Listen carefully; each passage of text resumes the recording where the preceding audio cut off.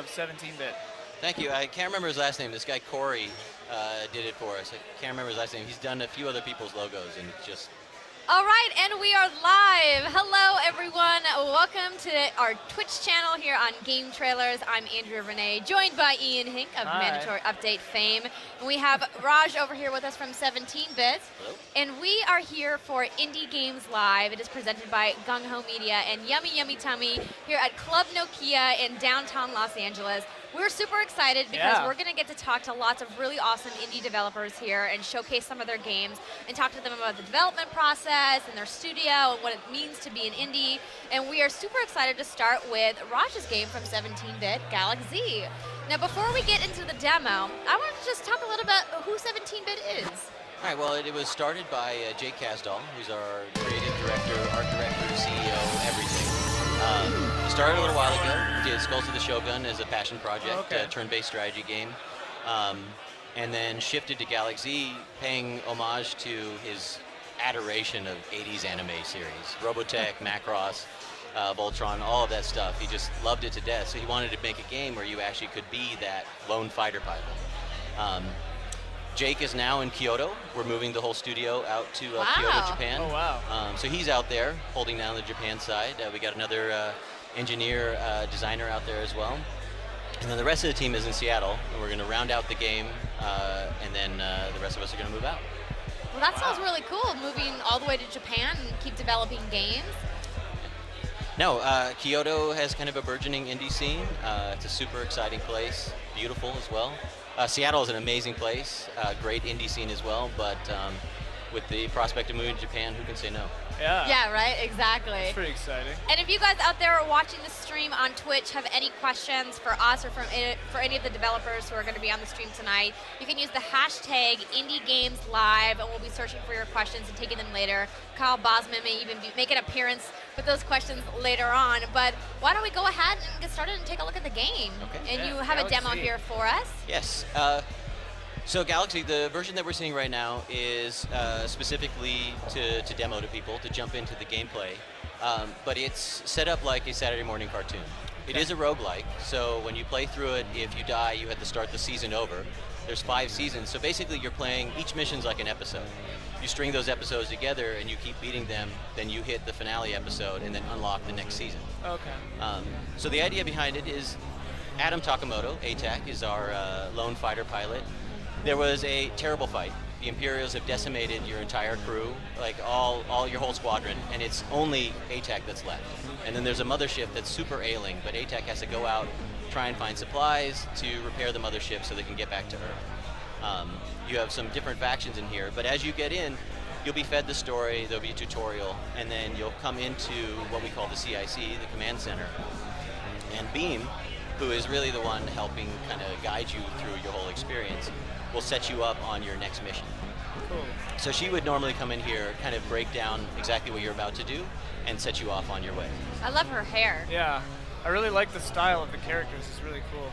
It's, throwback to those old anime where they had really iconic characters, and one of the artists on the team, Kalen Wagner, he's awesome. Does all this stuff. Jake does a lot of the design, and then you have the other guys go and flesh everything out. Cool. We will go to a planetoid. So there's different locales. You're going through the universe and trying to explore, or the galaxy, sorry. Trying to explore different areas. That's Call the back. name. So this is Crash. Crash is kind of like the B.A. Baracus of space. He can kind of fashion anything into something else that's super cool. So at some point you encounter Crash, and then he comes to your side and now makes weapons for you. So you like build your team out through the course of the game? Yeah, your main cast of characters kind of come in fairly early on and then support you. And so he's really to facilitate getting cool upgrades and passives. So cool. You come into here, he gives you a little bit of money to start out. First taste is free. And then you get to pick amongst some of these different power-ups. So armor plating, let's buy some of that. You can do clip, you can change your gun, you can change the weapons that you're shooting, electricity. So let's shock some people. Yeah, let's do it. Not with our behavior. Well, we could do that too, maybe. And then in here you get to actually cycle through. What you're doing is you're collecting blueprints as you're playing, and you collect enough blueprints blueprints for one specific upgrade, and now it's unlocked to you. But each time you come back here, your loadout can be different. So you kind of buy a new loadout and set yourself on your way. If you die, you lose everything you loaded out, but you don't lose all the blueprints that you have. Okay. So you get to slowly build this up, so that at the end of the season, this thing's pretty full and you have a lot of different Do the options. levels progress like that too? You said it was roguelike, but if you make it through episode 3 of season 1 and die, do you have to do all those again? Start over. Okay. So it is Start like... But since it's a Truly roguelike, everything's procedurally generated, so you're never going to see the same missions twice. Even though it might be the same thing you're going out to do, you might be going to collect scrap metal, but it'll be a totally different locale, different enemies, different layout. Oh, Okay. great. And the seasons, I assume, progress difficulty-wise? Absolutely. Yeah, okay. Absolutely. If And you unlock season 2, do you lose that if you die, or does... no, so now That's you've unlocked, Okay, and okay. you got to keep going. I mean, So that'd be that's the pretty checkpoint. neat. Yeah, that'd be brutal. Right? I mean- That'd be brutal. we love our players. Yeah, okay. Now, this is going to be bad. This is on a 360 controller, and I'm using that as an excuse as to why I'm not good at the game. Hey, I use that excuse all the time. And that's normally my excuse why I'm bad if I'm using mouse and keyboard. But I'm Yeah. terrible with mouse and keyboard. So this whole thing is really a giant physics experiment. You have complete control over your ship. Wow. Yeah. You can also bump into stuff. It doesn't hurt you. Oh, it doesn't. But flying is one of the best parts about the game, because the controls take a little time to get used to, but then once you do, it's really like playing ice hockey, being able to skate backwards while shooting at somebody else. Now you have a little halo that goes around you that's your sound, basically. So if you want to sneak up on an enemy, you can see whether they can tell if you're there or not. The AI is really intelligent. Jake kind of likens it to Far Cry 3. They have vision cones, they have patrols, they're really intelligent, they all have different personalities, and they're all coming out to try and find you. There's different factions. There's the pirates, the Imperials, and the bugs, and each of the factions hate each other. Yeah, so let's talk a little bit about this like meta story. Like, you know, who are these enemies that you're fighting? What's happening in this universe? So a little traditional as far as these space animes go. There's the good guys, there's the bad guys, and then there's the others. And so the pirates are kind of in between. They're out scavenging, trying to take out the Imperials as well as take out your allies. But they're really all out for themselves. The bugs are fairly brainless, and they're just out to try and eat you. Okay. There's also a cool thing you can do. It is our Macross missile spam. And then you pick up their loot, and this is basically what's funneling your economy to be able to buy the next stuff. The Imperials are evil, and they're trying to basically come to Earth and destroy it. And so they've killed you and your crew. Well, not you, obviously. Right. They've killed most everybody, and so you're now trying to go and defeat them and get back to Earth in time.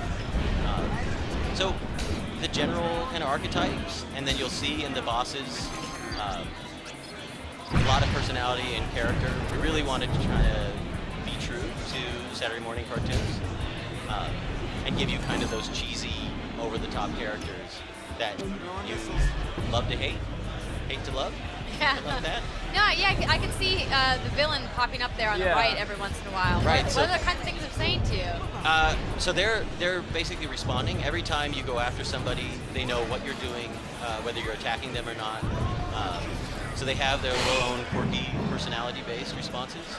So this guy's like, you never get away, stuff like that. Yeah. Are you guys going to have a multiplayer component? We had multiplayer set up. It doesn't look like it's something that's going to be coming out right away, but it is a ton of fun. And it begs for it, right? Yeah. You want a dogfight. Well, I just see that, you know, it can quickly develop into lots of on-screen chaos, and why not, you know, make the chaos a little bit more fun and add even more chaos with another person? Were you guys thinking for the multiplayer couch co-op, like all on the same screen kind of thing? This is one of those games we think would really benefit from people being in the same space, playing with each other, and then they could also potentially share the screen.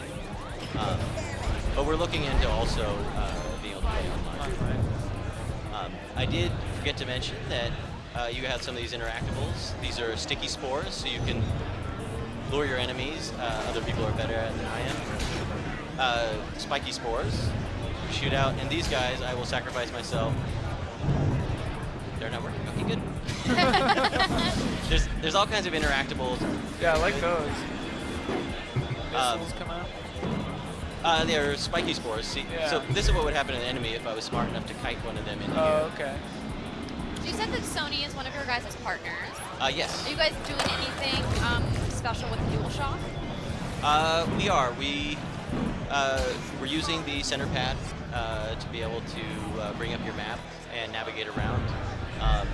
Not too much special functionality. It's pretty straightforward, but we do want to take advantage of it. And we're also coming to Vita, so we're working on our control scheme Oh, for the cool. Vita as well. Awesome.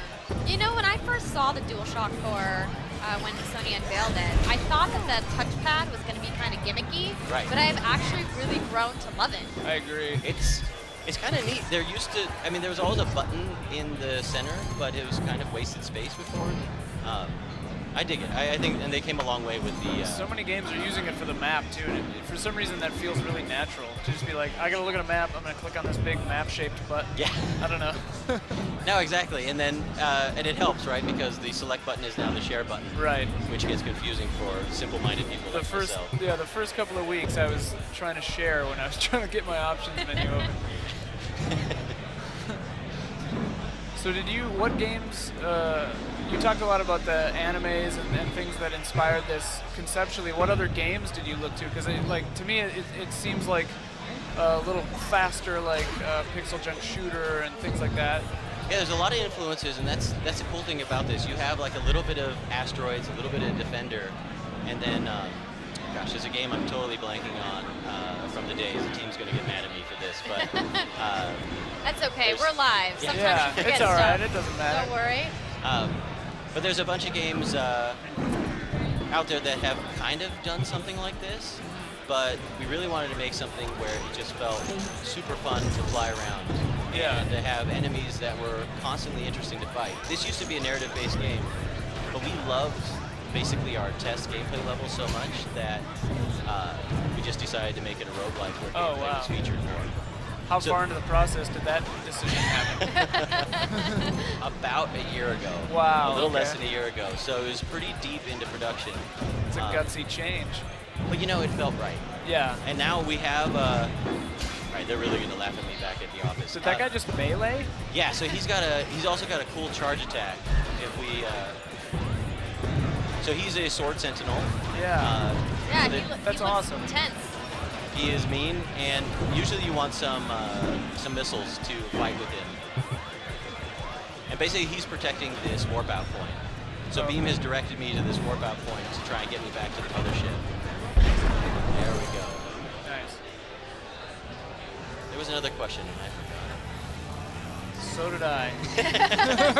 You know, it was interesting. We were talking about, you know, kind of what you could maybe like in this game too. And one of the things that I thought of right away was all of the colors on screen at the same time really reminded me of Geometry Wars. Oh, yeah. I mean, yeah. obviously the gameplay here is much more complex than that gameplay is. The enemies and the AI that you fight there are pretty monotonous. Outside of their colors, maybe some patterns, and these seem like they have a lot more personality to them. But the same kind of on-screen chaos, I think, is present. Yeah. Did you guys have time to try and give it a shot yourselves? We've got about a minute left, and then we're moving to see Homesick. Well, I think we should probably But we talk could try about, you it know, for when a people sec, can yeah. get their hands on it. Yeah. We are looking at early next year, probably like first quarter. Right now, we're putting in the procedural story, so you'll all get the same story, but it kind of comes to you a little bit differently, especially Cool. through all these barks that you're seeing from moment to moment. So we're integrating that stuff in, and for us, it's always about quality. Skull and Yeah. Shogun hit a really high quality bar, and we don't want to put it out until it's ready. Yeah. Absolutely. What platforms are you going to be releasing We're on? going to PS4 and Steam, And you mentioned Vita's coming down the line. and Vita is coming down the line as well. Are you thinking, like, do you guys have, like, a launch window for that yet, or is it just kind of like, it's coming when it's ready? It's coming. It'll be pretty shortly after the PS4 version. It's just to cram this beautiful game into the Vita is just going to take a little bit of time and a little bit of finesse. Absolutely. Yeah. Well, it certainly looks beautiful. It looks fun, and it's here at Indie Games Live at Club Nokia, so hopefully we'll get some hands-on time with it later on. Raj, thank you so much Yeah, for thanks stopping for by coming. and, Thank and you. showing us the game today. Appreciate it. Thank you. Thanks a lot. Thank Gung Ho. Thank you, the team back at home that is doing all the hard work. And we will be right back after the break. We're going to be taking a look at Homesick. And like I mentioned earlier, if you guys want to get in on the conversation here at Indie Games Live, use that hashtag on Twitter, hashtag Indie Games Live, and we'll be right back.